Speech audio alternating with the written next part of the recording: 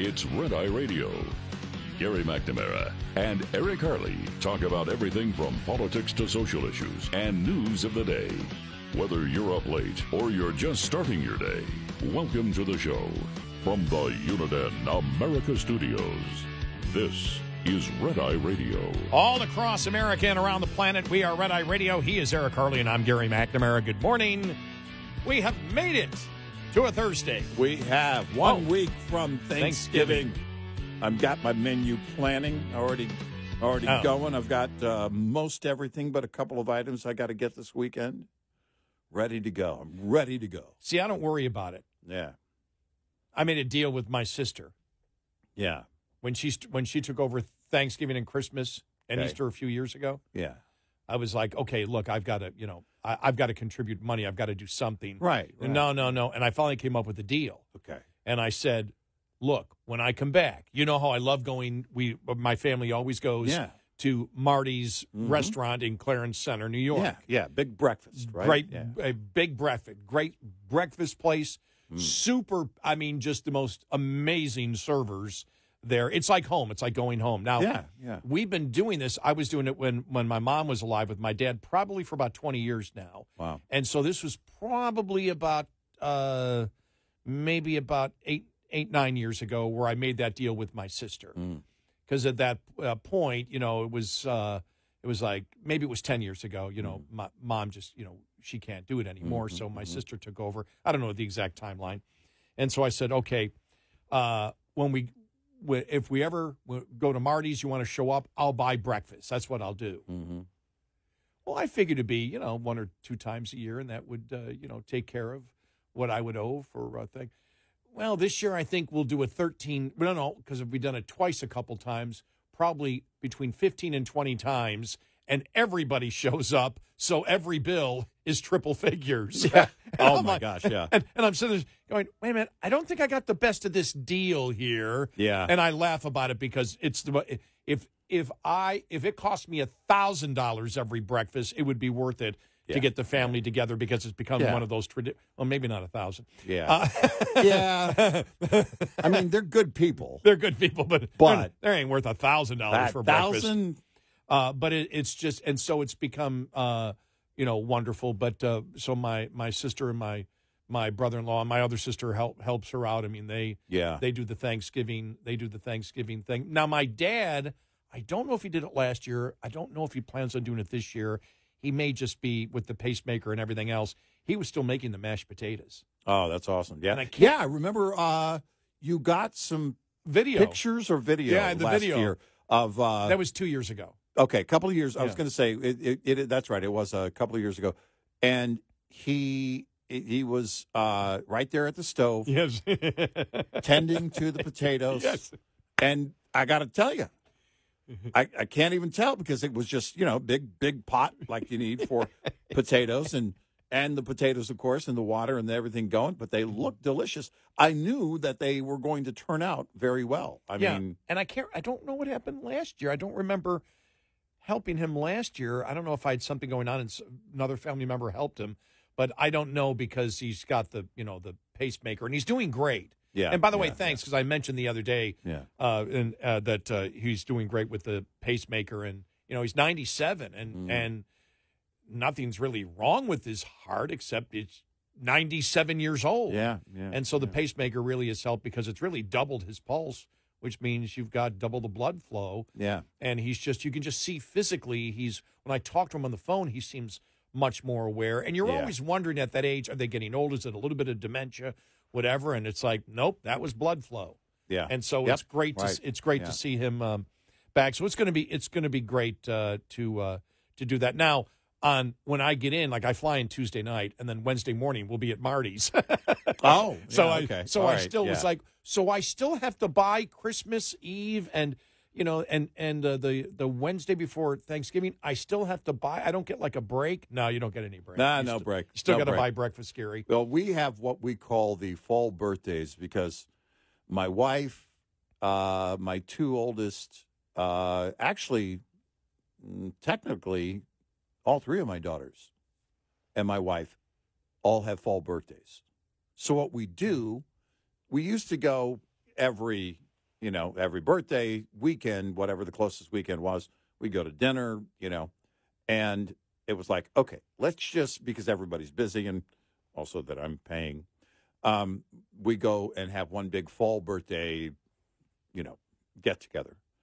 And that turned into something very expensive. It is hundreds of dollars. And not like, this is not an upscale restaurant. They're nice restaurants, but I mean, to sit down with my crew, there's 18 of us if everybody goes, all the grandkids. So, yeah, it gets expensive really quick. By the way, so does shopping for Thanksgiving. It's $300 the other day that I spent, and I still don't have everything. Second most expensive ever because turkey has come down in price. I was going to say because of the bird flu. That's really what's brought it down. Yeah, that's because nobody wants to buy bird flu, so they put it on sale. It's. But what's going on right now? I see a lot of coupons. There's a lot of stuff out there where you can save money on a couple of things, and I don't know how much people are doing that. I know we talked about going to the store brand, what we used to call the generic brand, on a number of items. I've been trying out certain store brand items and realizing, man, I think I like this better, actually, the taste or texture or whatever. But I came away, and I think you and I always think this way. I think to myself, all right, a family, a young family, rent is skyrocketing. Everything is skyrocketing. We talked about it in the breakdown of the inflation numbers the other day of the things we buy, the things we use and things we buy that the average person buys. It gets down to, a pretty narrow shopping cart of the things that we purchase. And I just thought to myself, I thought, because that's where my wife and I started. It wasn't, I was in radio and she was just starting her career. So we weren't making a lot of money. It wasn't, at one point combined, we weren't making $30,000.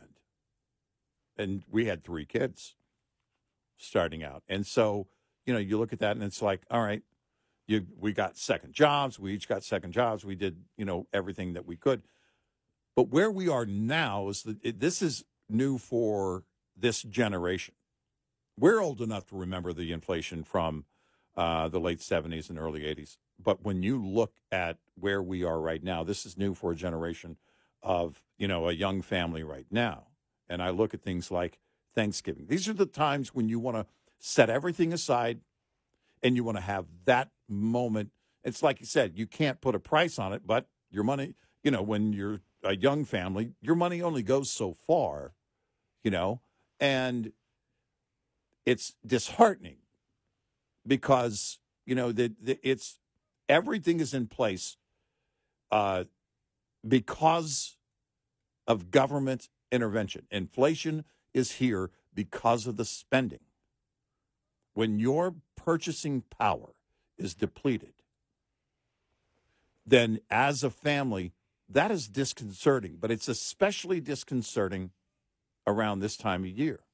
You think of all the stuff that we've gone through with anything that would cause anxiety from the beginning of COVID to the improper response of COVID. I saw Rand Paul was on someone's podcast yesterday or day before talking about all the irresponsible things and responses to COVID. But the spending is really such a huge chunk of it because of what it's done in depleting the spending power of the American family. And, this is when we get sentimental because we see members of our family that we don't see all the time. We visit, and we have that fellowship together and we enjoy that time to forget all of that kind of stuff. But it's really hard to forget when you go shopping for a simple meal. And it really is about that one day, that one meal. And then beyond that, what does Christmas look like for families? And it's frustrating. People go through, hard times. It happens. And that one gentleman that called us years ago and said, well, it shouldn't be this way. And we were like, well, sometimes you have to get a second job. But that wasn't about inflation caused by government policy. It was just, he felt it was just hard. Life was hard. And it is hard. Sometimes you got to work. Our parents always worked. My dad always worked a couple of jobs. Even when he was in the military, he would get a night job sometimes and do some moonlighting. And that's kind of, what we had to do. But when it's caused by government policy that is so over the top in such a huge, impactful way, it is especially disheartening. I have an article written from a liberal publication, concerning what that, means for the future. Like, well, where are people going to move? Where are the economic powerhouses going to be? Is it still going to be, are we going to be an East Coast, West Coast nation, or is it all going to be in the South? We'll get to that coming up. Plus, when you told me about, when you and your wife were young and Thanksgiving, you made me think immediately of when I lived in East Texas. I moved to East Texas in 1985, small market radio station. I moved into a place, it was bad. It was, I had cockroaches fire ants coming up through the floorboards. And I would walk through the little tiny living room in my bare feet, and the fire ants would get me. Yeah. And then I finally left after 4 months because of the cockroaches in the refrigerator. But I spent Thanksgiving there, and that was my Swanson dinner Thanksgiving. Yeah. I didn't know anybody, and I'm in this little, and it was so depressing. I had a small little black and white TV. Yeah.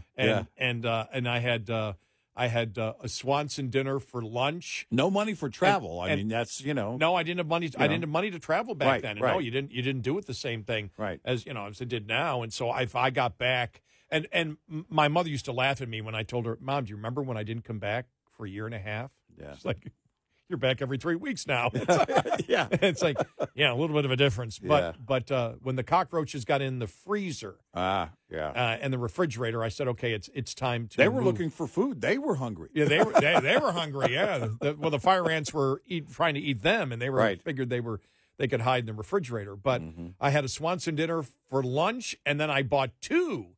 So I had a Swanson turkey dinner for dinner, and I'll let you know, because I had a new radio job in a small market, but I felt like I owned the world. Yeah.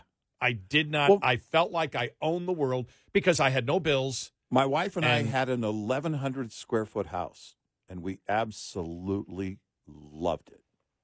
A little space heater, natural gas space heater, that we called our fireplace. That wasn't a fireplace, but we absolutely loved it. And we knew.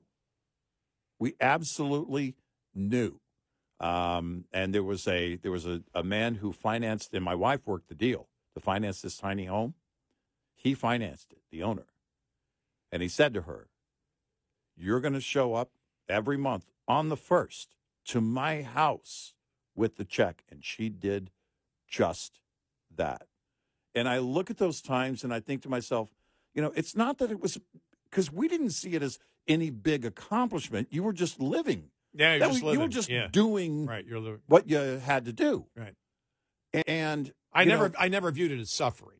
No. It was like, but I had to get, when the cockroaches got in the refrigerator, it was time to. It's like, okay, I got to move, and I moved into probably a 200 square foot, a small furnished apartment that was clean, completely clean, and it was just part of a little duplex. Yeah. And I had a cow pasture behind me. It was in a rural area. At that point, I felt like I was the richest person on the planet, and I had nothing. And my wife and I talk about that all the time. When I lived in my car, this is before I had a family, of course, I didn't feel homeless. I had a home. It was a 75 Dodge Dart. But I knew that during the fall, by the fall, I had a job. I was working. I was saving up for my place, and I was going to get it, and I got it. When we moved here, we did it very quickly. We moved to the big city. And I told the mortgage company I want to close within a month, and they were laughing at me. And we did just that. We closed on December 17th, 1995, because I kept telling them, I want my kids in our living room on Christmas morning. And we closed December 17th of 95 on that house, and it wasn't a big house. I think you're sort of like me here. Life can seem like it's a long time, and other times it can seem really short. Yeah. But maybe it was because I was a bill collector, and then again because I chose radio. I could have chosen other stuff, and I could have had a lot more money, but I chose radio. So in essence, I didn't sit there and go, well, oh, woe was me, because I chose what I was going through at that particular point. Right. But that never left me. Yeah. And I will never lose the value of a dollar. I could be a billionaire tomorrow, and if somebody tries to sell me something for $300, like a sports ticket, right? Yeah. I could have $1 billion, and I probably go, no, it's not worth going to. I'm not gonna pay $400 for a ticket to a game. It's not worth it. Right. I don't think I'll ever lose that value of a dollar. I don't think that ever leaves you. Yeah. You know, maybe it leaves some people when they go from that to riches, but it'll never leave me. And I think you've got the same personality as me. Yeah, that's it. I mean, it has to be about the value, what you're actually going to spend that hard-earned money on. 866-90 Red Eye. This morning's USDA Farm Report is brought to you by House Products. Tested, trusted, guaranteed since 1920. Now on the home stretch of its month-long tour of its home state, the U.S. Capitol Christmas tree. It is this Friday when it will get delivered to the Capitol building. At that point, we pass the tree off to the architect of the Capitol. Amy Albright of the U.S. Forest Service in West Virginia says the 63-foot Norway spruce will be decorated up to its November 28th lighting ceremony. Some of the decorations made by West Virginia school children. Up to 10,000 handmade ornaments that would help represent what makes West Virginia endlessly wild and wonderful. And they really, really pulled through. 19 Mountaineer State communities were stops along the route of the tree called Wathame-Tequi, Bright Star in the language of the Shawnee Tribal Nation. Forest Service personnel also took time during these stops and throughout the year conducting outreach and education about the Capitol Christmas tree and our nation's forest. I'm Ron Bain reporting for the U.S. Department of Agriculture in Washington, D.C. This report brought to you by Cenex Fuels and Lubes. Lines open for your calls. 866-90 Red Eye on Red Eye Radio.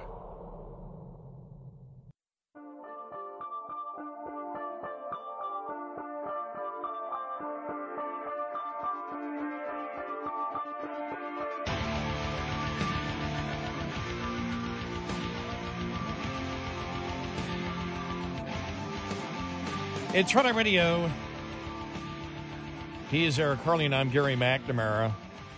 House Speaker Mike Johnson suggested that the impeachment inquiry of President Biden would be moving into the next appropriate step, which includes gathering key witness testimony. Johnson got an update on the impeachment inquiry earlier on Wednesday from three House GOP committee chairmen who are leading the probe. He said, at this stage, our impeachment inquiry has already shown the corrupt conduct of the president's family and that he and the White House officials repeatedly lied about his knowledge and involvement in the family's business activities.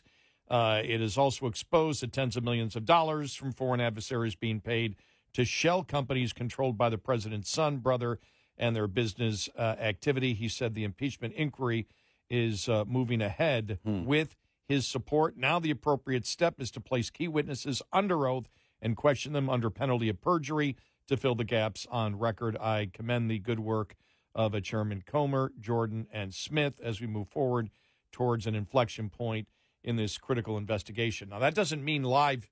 That doesn't mean live. These are depositions. Right. Yeah, now, here's my question. Has anybody responded yet to these subpoenas? Officially, I don't know. I don't think there has been a response. And what was the date that they were told they need to reply by? I don't know that either. I don't know, but there is a limit. I mean, they have to. There is a sunset. They have to reply. Yeah, and normally with Comer, he makes it's not 3 months. It's usually 10 days, 2 weeks, something like that. Yeah. At the most, so we should see something there because it'll be a deal. Republicans will promote the fact that they're ignoring the subpoena. Right. Yeah. I guess we'll see. Will it play out next week or after Thanksgiving?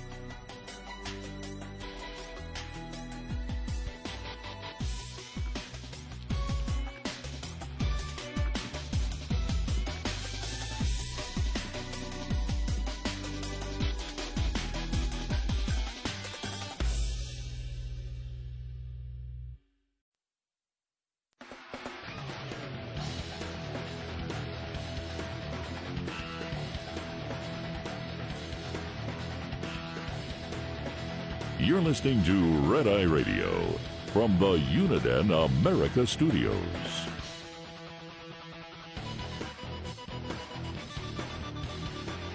It's Red Eye Radio. He is Eric Carly, and I'm Gary McNamara. Well, you and I have been working together now for, 18 and a half years. Almost 18 and a half years, yeah. And, one of the things that we've always talked about, and it's something that I think we thought about even, before that, is with where liberalism is going, and we've really seen where it's been going in the last 10 years. Mm-hmm. You've really seen it to the point of, the whole San Francisco thing, yesterday, which is just, it's almost as if the Democrats themselves and Biden himself, Miranda Devine from the New York Post was saying he was making fun of it. Mm-hmm. Democrats are making fun that San Francisco is just a garbage dump, and that they cleaned it up for a communist dictator, and they're chuckling about it like it's something to laugh about. Yeah, and it's just true because it's true. And so one of the things, it's true. It's because it's true. And one of the things that you and I've always asked is, when does it come to the point where people have said they have enough? And it just seems recently. It's been especially post-COVID, where or in COVID and then post-COVID, where you've seen that movement now starting of population starting to move from California and New York and other very blue states to other parts. And then you have the futurists and the economists coming out in the one analysis that in 75 years, by 2100, the biggest city in the United States will be, the biggest metro area will be Dallas-Fort Worth, and they're talking 35 million people. And you're seeing Los Angeles might go up a couple of million. Yeah. And just because of, natural population growth overall, but you're talking about no type of growth in these blue states.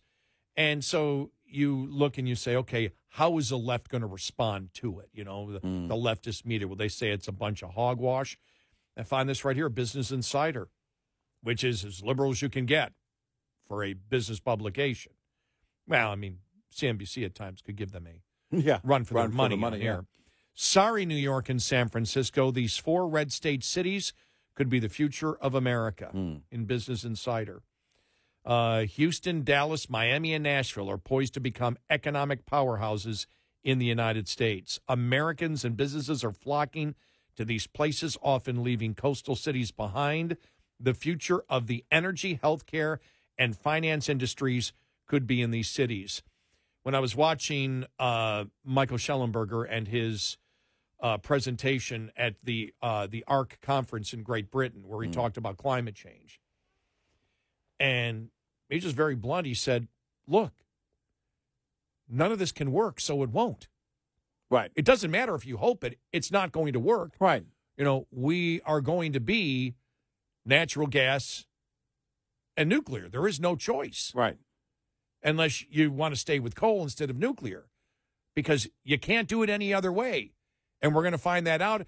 And we're running out of subsidy money to pretend that solar and wind are going to be the savior. And as we played the other day from the one economist, I can't think his last name, Tinker, Mr. Tinker, we'll call him. I think it was Steve. His presentation at the ARC conference, and he was saying the same thing. He said, dense energy is where it's at, and dense energy is where you can produce a ton of energy, and it's something you and I have talked about. I didn't call it dense energy, but what I said is a nuclear plant in a very small area can produce power. Right. You don't need the massive land you would need for wind and solar. It's a very minimal footprint. Right. And now you're seeing, now that the lifespan of many of these wind turbines are tearing them down, and there's no way to recycle them. They're burying them. They're burying them in the ground. And so you've got the, liberals now that are promoting this, and the environmentalists now are coming out against, the wind, solar, whatever. But as Mr. Tinker was saying, he goes, that's old forms of energy.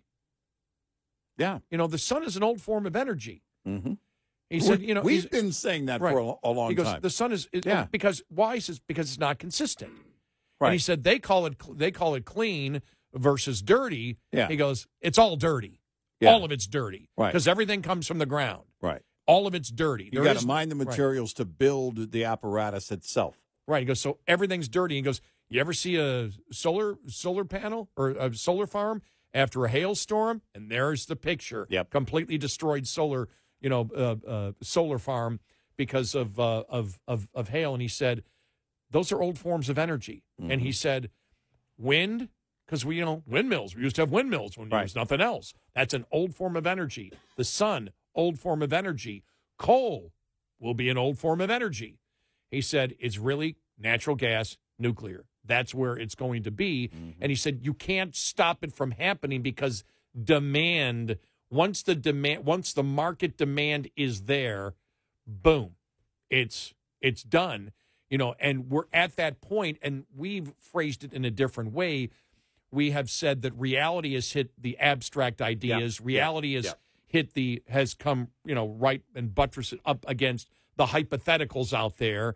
And that's what liberalism has been selling. If you do it our way, in the future, it will be boom. Well, now the future's here. And what are we seeing? Because the whole thing of liberalism is if the government has enough money, they can solve the problem. Right? If you throw enough money at it, it'll work. They can solve the problem and everybody will be lifted up. Mm-hmm.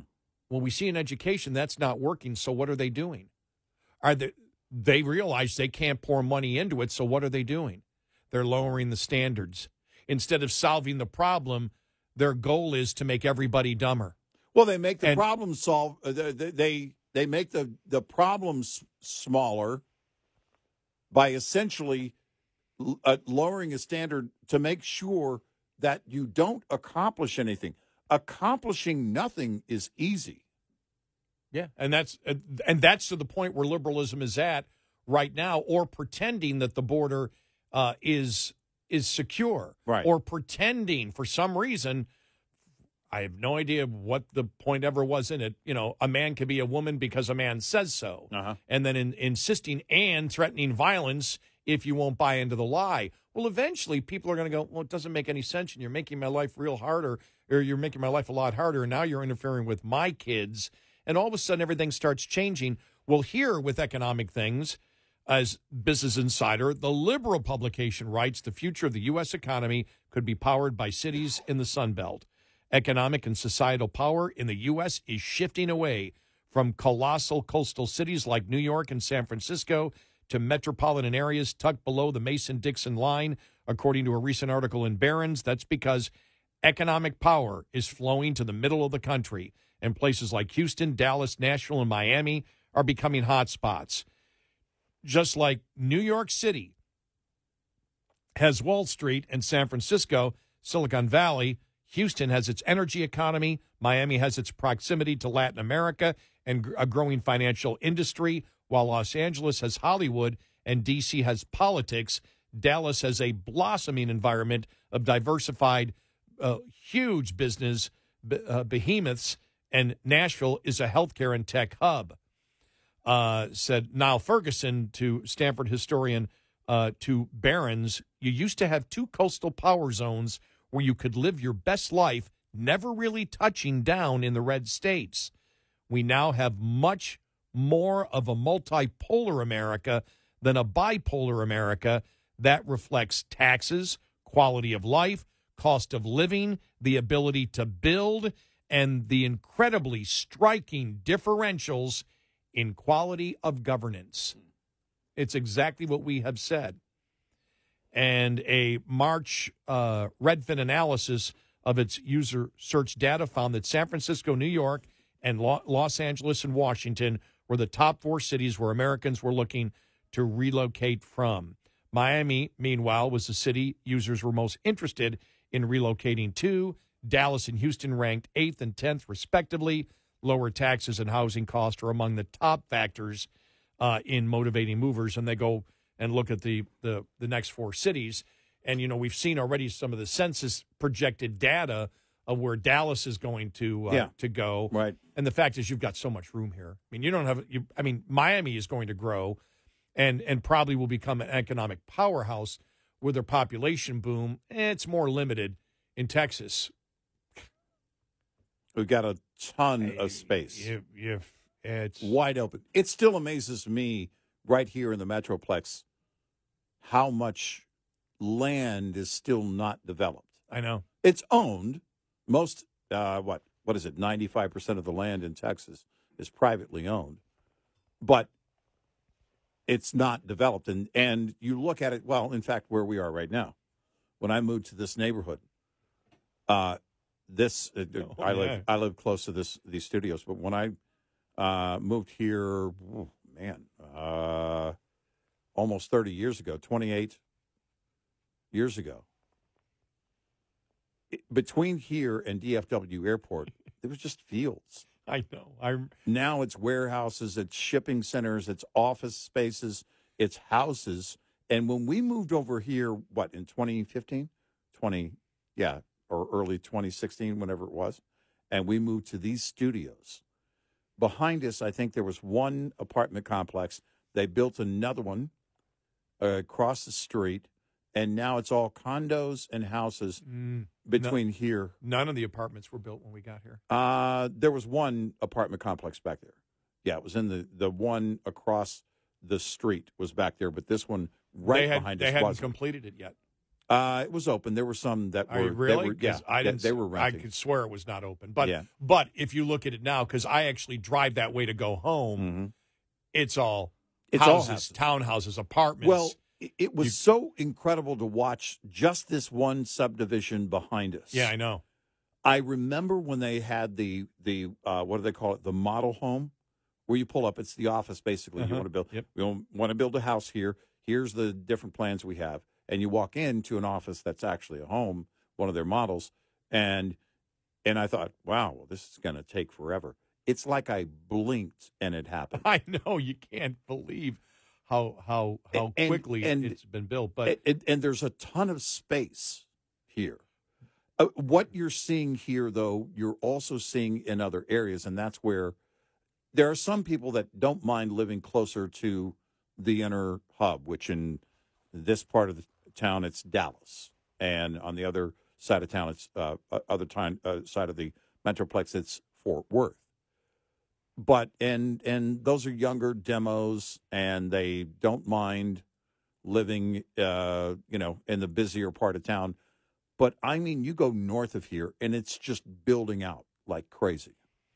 And so we have gotten to that point. We're at the beginning of that point right now that you and I have talked about. When is it going to change?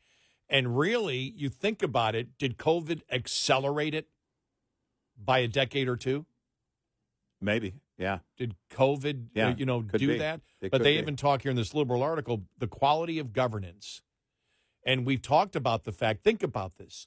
Think about how, Gavin Newsom basically mocked and spit on San Francisco.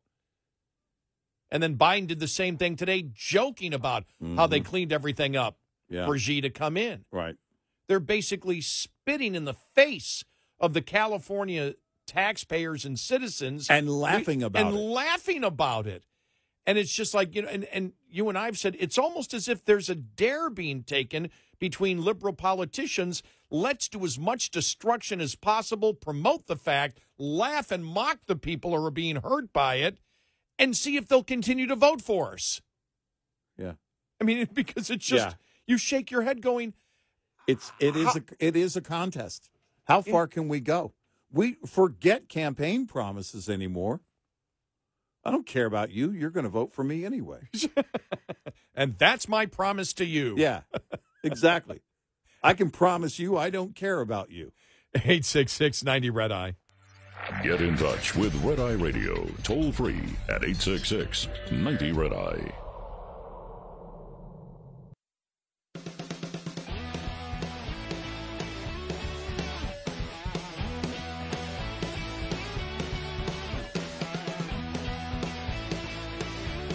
It's Red Eye Radio. He's Eric Harley, and I'm Gary McNamara. That's the thing. That's the one sad thing, my age being closer to death than birth, is the fact that I want to see how all this ends up. I'd like to see, 50 years from now where the growth patterns are, in this nation. And, that prediction that Dallas would be 35 million people. Oh my gosh, what would that look like? No. I'm gonna be around in a different form. I'm gonna be haunting the daylights out of people. So I'll see it. But frankly, wow. I don't want to be here in this realm. I'm good with, you know what? All right, I've had enough. Peace out when it's my time. Good luck, everybody. And that's what it's going to say. Wow, my headstone's going to say Eric Harley. I like that idea. Good luck. We could be conservative poltergeists. Oh, yeah. And come back and haunt all liberals. Yeah. On you see Halloween the movie night. Ghost? That's about a love story and everything else. He's trying to protect his wife, his lovely wife. No, we're going to protect the American people. All right. As ghosts. I like that idea. Conservative ghosts. Yes.